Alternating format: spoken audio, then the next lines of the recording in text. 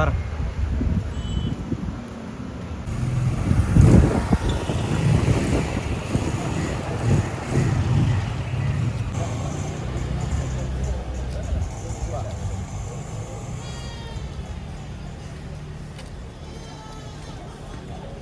நான் வினோ நோகராதலிங்கம், முன்னாள் வன்னி மாவட்ட பாராளுமன்ற உறுப்பினர், தற்போது கட்சியினுடைய தலைமை குழு உறுப்பினராக இருக்கின்றேன்.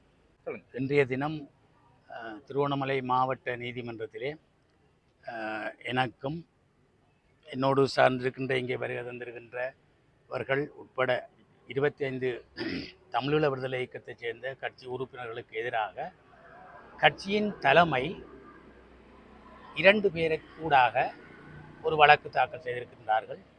அந்த வழக்கானது எதிர்வரும் நாட்களிலே எங்களுடைய கட்சியினுடைய 12வது தேசிய மாநாட்டை நடாத்தாமல் குழப்புவதற்கும் அல்லது அதை நிறுத்துவதற்குமாக திட்டமிட்ட வகையிலே கட்சி தலைமையில் இருக்கின்ற சில இருவரை பயன்படுத்தி, திருவண்ணாமலையிலே இருக்கின்ற எங்களுடைய கட்சி உறுப்பினர்கள் இருவரை பயன்படுத்தி எங்களுக்கு எதிராக இந்த வழக்கை தாக்கல் செய்திருக்கின்றார்கள். இந்த வழக்கு அடுத்த மாதம் 16ஆம் தேதி திரும்பவும் ஒத்திவைக்கப்பட்டிருக்கின்றது. இந்த வழக்கானது அதாவது வழமையாக இதுவரைக்கும் 11 தேசிய மாநாடுகள் எங்களை கட்சி நடாத்தி இருக்கின்றது. 12வது தேசிய மாநாடு இந்த கடந்த பங்குனி மாதத்துக்கு பிற்பாடு நடத்தப்பட வேண்டியது. ஆனால் இதுவரைக்கும் அது நடத்தப்படவில்லை.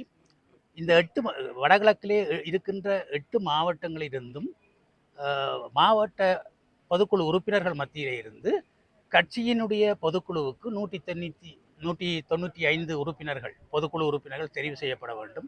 அதன் நிமித்தம் திருவண்ணாமலை மாவட்டத்திலிருந்து 22 பொதுக்குழு உறுப்பினர்களை தெரிவு செய்வதற்கான கூட்டம் அண்மையில் நடைபெற்றது.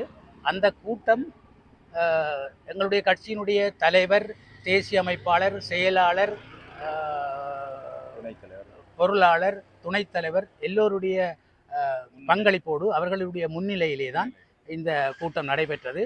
அங்கே தெரிவு 22 பொதுக்குழு உறுப்பினர்களை தெரிவு செய்யப்பட வேண்டிய இடத்திலே 17 உறுப்பினர்களை தெரிவு செய்து மீதி 5 பேரையும் எங்களுடைய தேசிய மாநாட்டின் போது தெரிவு செய்யப்பதாக இணக்கம் காணப்பட்டு இந்த 17 உறுப்பினர்களும் தெரிவு செய்யப்பட்டார்கள். இந்த 17 உறுப்பினர்களினுடைய தெரிவு தவறென்றுதான் இந்த வழக்கு போடப்பட்டிருக்கின்றது.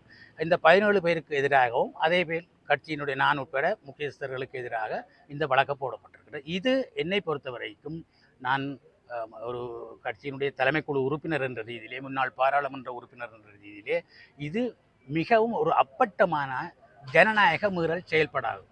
இது கட்சி தான் நடத்தியது. எங்களுடைய கட்சி திட்டமிட்டுத்தான் இந்த தேசிய மாநாட்டை நடாத்தாமல் செய்வதற்காக, ஏனென்று சொன்னால் அதே போன்று குழப்புவதற்காக அல்லது நிறுத்துவதற்காக இது திட்டமிட்டு எங்களுடைய கட்சியினுடைய தலைமை குழுவிலே இருக்கின்ற சில உறுப்பினர்களினுடைய ஒத்துழைப்போடு இந்த வழக்கு போடப்பட்டிருக்கின்றது. அது முழுமையாக அதைத்தான் நாங்கள் நம்புகின்றோம்.